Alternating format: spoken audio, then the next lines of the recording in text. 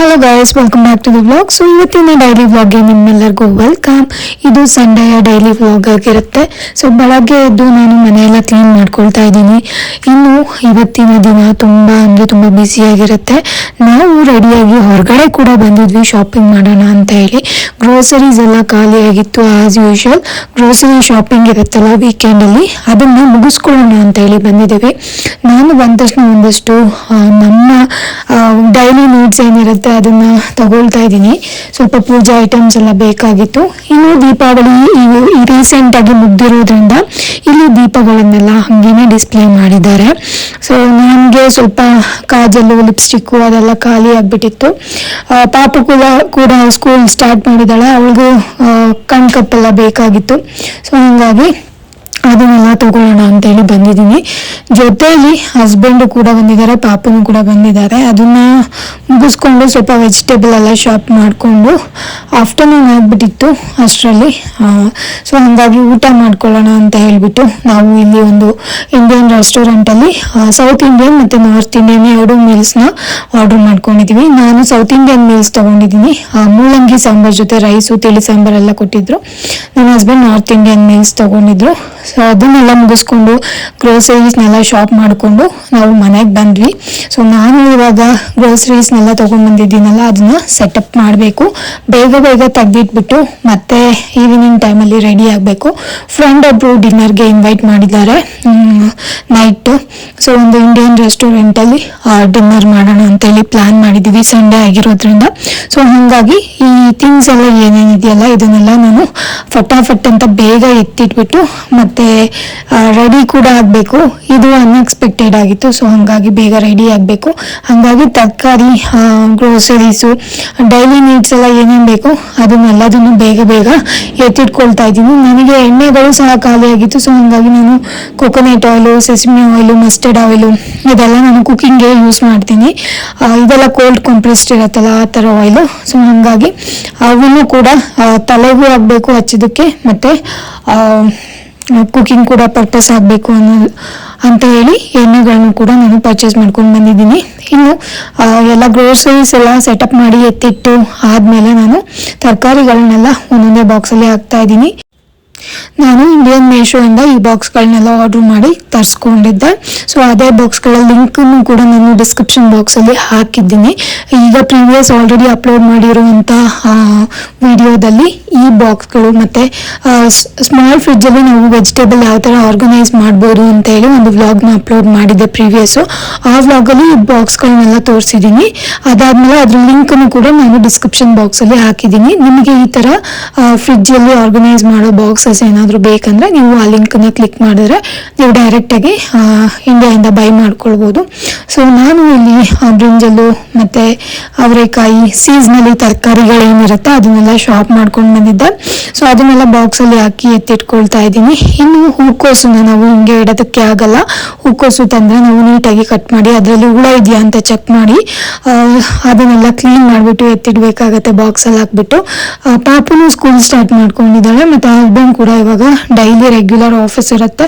ನನಗೆ ಮಾರ್ನಿಂಗ್ ಎದ್ದಾಗ ಕ್ಲೀನಿಂಗ್ಗೆ ಆಗಿಬಿಡತ್ತೆ ಜಾಸ್ತಿ ಟೈಮು. ಈ ಥರ ಕಟ್ ಮಾಡಿಕೊಂಡು ಆಮೇಲೆ ಕ್ಲೀನ್ ಮಾಡಿಕೊಂಡು ಇದಕ್ಕೆಲ್ಲ ಟೈಮ್ ಇರಲ್ಲ. ಸೊ ಹಾಗಾಗಿ ನಾನು ಇನಿಷಿಯಲಿನೇ ಎಲ್ಲದನ್ನು ರೆಡಿ ಮಾಡಿ ಇಟ್ಕೊಳ್ಬಿಡ್ತೀನಿ. ಸೊ ದಟ್ ನಾವು ಕುಕ್ ಮಾಡುವಾಗ ನಮಗೆ ಈಸಿ ಆಗಲಿ ಅನ್ನೋ ಒಂದು ಇಂಟೆನ್ಷನಲ್ಲಿ. ಸೊ ನಾನು ಈ ಥರ ಎಲ್ಲದನ್ನು ಕಟ್ ಮಾಡಿಕೊಂಡು ಚಿಕ್ಕದಾಗಿ ಅದಾದಮೇಲೆ ಎಲ್ಲದನ್ನು ಬಾಕ್ಸಲ್ಲಿ ಹಾಕಿಡ್ತಾ ಇದ್ದೀನಿ. ಲಕ್ಕಿಲಿ ನಾನು ತಂದಿದ್ದು ಹೂಕೋಸಲ್ಲಿ ಇವತ್ತು ಅಷ್ಟೊಂದೇನು ಕಸ ಇರಲಿಲ್ಲ, ಆಮೇಲೆ ಹುಳ ಕೂಡ ಇರಲಿಲ್ಲ. ಯೂಶಲಿ ಒಂದೊಂದು ಎರಡೆರಡು ಹುಳ ಸಿಕ್ಬಿಡತ್ತೆ ಹೂಕೋಸಲ್ಲಿ. ಸೊ ಇವತ್ತಿನ ಹೂಕೋಸು ತುಂಬಾ ಕ್ಲಿಯರ್ ಆಗಿ ಚೆನ್ನಾಗಿತ್ತು. ಅದನ್ನು ಕೂಡ ಕ್ಲೀನ್ ಮಾಡಿಬಿಟ್ಟು ಚಿಕ್ಕದಾಗಿ ನಾನು ಪೀಸ್ ಮಾಡಿಬಿಟ್ಟು ಅದನ್ನು ಬಾಕ್ಸಲ್ಲಿ ಹಾಕಿ ಎತ್ತಿಡ್ತಾ ಇದ್ದೀನಿ. ನೀವು ಟಿಶ್ಯೂ ಪೇಪರ್ ಬೇಕಂದ್ರೂ ಇದ್ರ ಮೇಲೆ ಹಾಕ್ಬೋದು. ಸೊ ದಟ್ ತರಕಾರಿ ಬಹಳ ದಿನಗಳ ಕಾಲ ಹಾಳಾಗ್ದೇ ಹಾಗೆ ಫ್ರಿಡ್ಜಲ್ಲಿ ನಾವು ಇಡ್ಬೋದು. ಇಲ್ಲಿ ಹೂಕೋಸು ಕೂಡ ಆಗಿದೆ. ಇನ್ನು ನೆಕ್ಸ್ಟ್ ಬಾಕ್ಸಲ್ಲಿ ನಾನು ಬ್ರಾಕ್ಲಿನ ಎತ್ತಿಡ್ತಾ ಇದ್ದೀನಿ. ಬಾಕ್ಸ್ಗಳಲ್ಲಿ ಯಾವಾಗಲೂ ನೀವು ಸ್ಟೋರ್ ಮಾಡಬೇಕು ಅಂದರೆ ಅದನ್ನು ಫಸ್ಟ್ ನೀಟಾಗಿ ಒಂದ್ಸರಿ ಒರೆಸ್ಕೊಳ್ಳಿ ನೀರಿಲ್ದಂಗೆ. ಅದಾದಮೇಲೆ ನೀವು ಏನು ರೀಸ್ಟೋರ್ ಮಾಡ್ತೀರಾ ತರಕಾರಿನ ಅದನ್ನು ಫಿಲ್ ಮಾಡ್ಕೊಳ್ಳಿ. ಸ್ವಲ್ಪ ನೀರಿತ್ತು ಅಂದರೂ ತರಕಾರಿಗಳು ಬೇಗ ಹಾಳಾಗೋಂಥ ಚಾನ್ಸಸ್ ಇರುತ್ತೆ. ಸೊ ಅದಕ್ಕೆ ನೀವು ನೀಟಾಗಿ ಕ್ಲೀನ್ ಮಾಡಿ ಎತ್ತಿಟ್ಕೋಬೇಕು. ಇನ್ನು ಬ್ರಾಕ್ಲಿ ನಾನು 2 ಪೀಸ್ ತೊಗೊಂಡು ಬಂದಿದ್ದೆ. ಸೊ ಬ್ರಾಕ್ಲಿನೂ ಅಷ್ಟೇ ಪಾಪಗೆ ಒಂದೊಂದ್ಸರಿ ಲಂಚ್ ಬಾಕ್ಸ್ಗೆಲ್ಲ ನಾನು ಬ್ರಾಕ್ಲಿನ ಹಾಕ್ತೀನಿ ಎಗ್ ಜೊತೆ. ಸೊ ಅವಳಿಗೆ ತುಂಬ ಇಷ್ಟ ಆಗುತ್ತೆ. ಹಾಗಾಗಿ ನಾನು 1 ವೀಕಿಗೆ 2 ಇಲ್ಲ 3 ಬ್ರಾಕ್ಲಿ ತೊಗೊಂಡ್ಬಂದ್ಬಿಟ್ಟು ಸ್ಟಾಕಲ್ಲಿ ಇಟ್ಕೊಳ್ತೀನಿ. ತರಕಾರಿ ಅಂದರೆ ಅವಳು ಇದೇ ಥರ ಬ್ರಾಕ್ಲಿ ಕ್ಯಾರೆಟ್ ಏನಾದರೂ ತಿಂದ್ಕೊಳ್ತಾಳೆ. ಅದನ್ನ ಬಿಟ್ಟು ಬೇರೆ ಯಾವ ವೆಜಿಟೇಬಲ್ನ ಅವಳು ಟ್ರೈ ಮಾಡೋಕ್ಕೆ ಹೋಗಿಲ್ಲ. ಸ್ವಲ್ಪ ಸಾಂಬಾರ್ ಜೊತೆ ಎಲ್ಲ ಹಾಕ್ಕೊಟ್ರೆ ತುಂಬ ಖಾರ ಆಗಿದೆ, spicy, I don't want to eat ಅಂತ ಎಲ್ಲ ಹೇಳ್ತಾ ಇರ್ತಾಳೆ. ಸೊ ಇವಾಗ ರೂಢಿ ಮಾಡಿಸ್ತಾ ಇದ್ವಿ. ಹಾಗಾಗಿ ಲೈಟಾಗಿ ಈ ಪ್ರೋಟೀನ್ ಯುಕ್ತ ತರಕಾರಿಗಳು ಏನಿದ್ದಾವೆ ಮತ್ತು ಮಿನರಲ್ಸ್ ಯಾವುದೇ ಜಾಸ್ತಿ ಇರುತ್ತೆ ಆ ಥರ ತರಕಾರಿಗಳನ್ನ ಸ್ವಲ್ಪ ಸ್ವಲ್ಪ ಕೊಟ್ಕೊಳ್ತಾ ಬರ್ತಾ ಇದ್ದೀವಿ. ಸೊ ಬ್ರಾಕ್ಲಿ ಕೂಡ ಇಲ್ಲಿ ಚಿಕ್ಕ ಚಿಕ್ಕದಾಗಿ ಕಟ್ ಮಾಡಿ ಅದನ್ನು ಕೂಡ ನಾನು ಸ್ಟೋರ್ ಮಾಡಿದ್ದು ಆಯಿತು. ಇನ್ನು ಈ ಚಿಕ್ಕ ಸ್ಮಾಲ್ ಬಿನ್ ಥರ ಇದೆಯಲ್ಲ, ಈ ಸ್ಮಾಲ್ ಕಂಟೈನರ್ಸ್ಗಳಲ್ಲಿ ನಾನು ಒಂದೊಂದರಲ್ಲಿ ಇದು ಟೈನಿ ಬಾಕ್ಸ್ಗಳ ಥರ ಇದೆ. ಇದರಲ್ಲಿ ಶುಂಠಿ, ಬೆಳ್ಳುಳ್ಳಿ, ಹಸಿಮೆಣಸಿನ್ಕಾಯಿ ಎಲ್ಲದನ್ನು ಕ್ಲೀನ್ ಮಾಡಿ ಹಾಕ್ಕೊಳ್ಬೋದು. ಒಗ್ಗರಣೆಗೆ ಮೇನ್ಲಿ ಏನು ಬೇಕು ಅದನ್ನು ಸ್ಟೋರ್ ಮಾಡಿ ಇಟ್ಕೊಳ್ಬೋದು. ನಾನು ಪ್ರೀವಿಯಸ್ ವಿಡಿಯೋದಲ್ಲೂ ನಿಮಗೆ ಈ ಬಾಕ್ಸ್ನ ಯಾವ ಥರ ರೀಫಿಲ್ ಮಾಡೋದು ಅಂತ ನೀಟಾಗಿ ತೋರಿಸಿದ್ದೀನಿ. ತುಂಬ ಅಂದರೆ ತುಂಬ ಯೂಸ್ಫುಲ್ ಆಗಿದೆ ಈ ಬಾಕ್ಸು. ಈ ಬಾಕ್ಸ್ ಇರೋದ್ರಿಂದ ನನಗೆ ಕ್ಲೀನ್ ಮಾಡ್ಕೊಳ್ಬೇಕು, ಬೆಳ್ಳುಳ್ಳಿ ತಗೋಬೇಕು, ಈರುಳ್ಳಿ ತಗೋಬೇಕು ಆ ಥರ ಏನೂ ಇರಲ್ಲ. ಜಸ್ಟ್ ಒಂದ್ಸರಿ ಕ್ಲೀನ್ ಮಾಡಿ ಎತ್ತಿಟ್ಕೊಬಿಟ್ರೆ ಒಗ್ಗರಣೆ ಟೈಮಲ್ಲಿ ಫಟಾಫಟ್ ಅಂತ ಅಡುಗೆ ಆಗಿಬಿಡುತ್ತೆ. ನಿಜವಾಗ್ಲೂ ಹೇಳ್ತೀನಿ, ತುಂಬ ಹೆಲ್ಪ್ ಆಗ್ತಿದೆ ನನಗೆ. ತುಂಬ ಕ್ವಿಕ್ಕಾಗಿ ಅಡುಗೆ ಎಲ್ಲ ಮುಗೀತಾ ಇದೆ ಈ ಥರ ಸೆಟಪ್ ಮಾಡಿ ಆರ್ಗನೈಸ್ ಮಾಡ್ಕೊಳ್ಳೋದ್ರಿಂದ.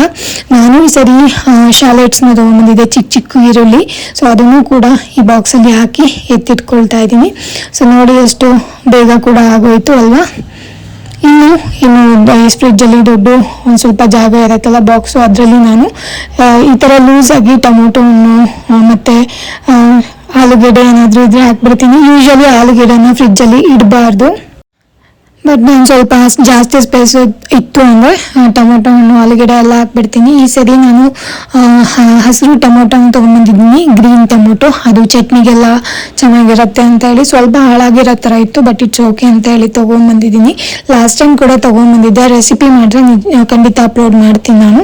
ಇನ್ನು ಹಾಗಲಕಾಯಿ, ಬೀನ್ಸು, ಕ್ಯಾರೆಟು ಎಲ್ಲ ಸ್ವಲ್ಪ ಲೂಸ್ ಆಗಿತ್ತಲ್ವ, ಅದನ್ನು ನಾನು ಈ ಥರ ಕವರಲ್ಲಿ ಕಟ್ಬಿಟ್ಟು ಇದೇ ಥರ ಬಾಕ್ಸಲ್ಲಿ ಹಾಕಿ ಇಡ್ತಾ ಇದ್ದೀನಿ. ಇನ್ನು ಫ್ರಿಜ್ಜನ್ನು ಲೈಟಾಗಿ ಹಂಗೆ ಮೇಲೆ ಕ್ಲೀನ್ ಮಾಡ್ಕೊಂಡಿದ್ದೆ. ದೀಪಾವಳಿಗೆ ಡೀಪ್ ಕ್ಲೀನಿಂಗ್ ಮಾಡೋ ಟೈಮಲ್ಲಿ ಫ್ರಿಡ್ಜ್ ಎಲ್ಲ ನಂದು ಕ್ಲೀನಿಂಗ್ ಆಗಿತ್ತು. ಸೊ ಹಾಗಾಗಿ ನಾನು ಸ್ವಲ್ಪ ಲೈಟಾಗಿ ಎಲ್ಲದನ್ನು ವೈಪ್ ಮಾಡಿಕೊಂಡು ಮೇಲ್ಗಡೆನೆ ಎಲ್ಲ ಬಾಕ್ಸ್ಗಳನ್ನು ಸ್ಟೋರ್ ಮಾಡ್ಕೊಳ್ತಾ ಇದ್ದೀನಿ. ನೋಡಿ ಎಷ್ಟು ನೀಟಾಗಿ ಆರ್ಗನೈಸ್ ಮಾಡ್ಬೋದು. ನಮ್ಮ ಮನೇಲಿ ಇನ್ನೊಂದು ದೊಡ್ಡ ಫ್ರಿಡ್ಜ್ ಇತ್ತು, ಬಟ್ ಅನ್ಫಾರ್ಚುನೇಟ್ಲಿ ಅದರಲ್ಲೇನೋ ಪ್ರಾಬ್ಲಮ್ ಆಗಿ ಅದು ಹಾಳಾಗಿದೆ. ಸೊ ಹಾಗಾಗಿ ನಾನು ಒಂದು ಸ್ವಲ್ಪ ಚಿಕ್ಕ ಫ್ರಿಡ್ಜನ್ನೇ ಇಟ್ಕೊಳ್ತಾ ಇದ್ದೀನಿ, ಜಸ್ಟ್ ಸ್ಟೋರೇಜ್ ಮಾಡೋದಕ್ಕೆ ಅಂತ ಹೇಳಿ. ಇನ್ನು ವಾರಕ್ಕೆ ಬೇಕಾಗುವಂಥ ಹೂಗಳನ್ನ ನಾನು ಈ ಥರ ಕಟ್ಟಿಸ್ಕೊಂಡು ಬರ್ತೀನಿ. ಇಲ್ಲಿ ಲೂಸ್ ಹೂವುಗಳು ಕೂಡ ಸಿಗತ್ತಲ್ವ, ಸೊ ಹಾಗಾಗಿ 1 ವಾರ ಇಲ್ಲ 1.5 ವೀಕ್ ಇದು ಹೂವುಗಳೆಲ್ಲ ಬರುತ್ತೆ. ನೀಟಾಗಿ ಪ್ಯಾಕ್ ಮಾಡಿ ನಾವು ಸ್ಟೋರ್ ಮಾಡಿಟ್ರೆ ತುಂಬ ಚೆನ್ನಾಗಿ ಕೂಡ ಫ್ರೆಶ್ ಆಗಿ ಕೂಡ ಇರುತ್ತೆ.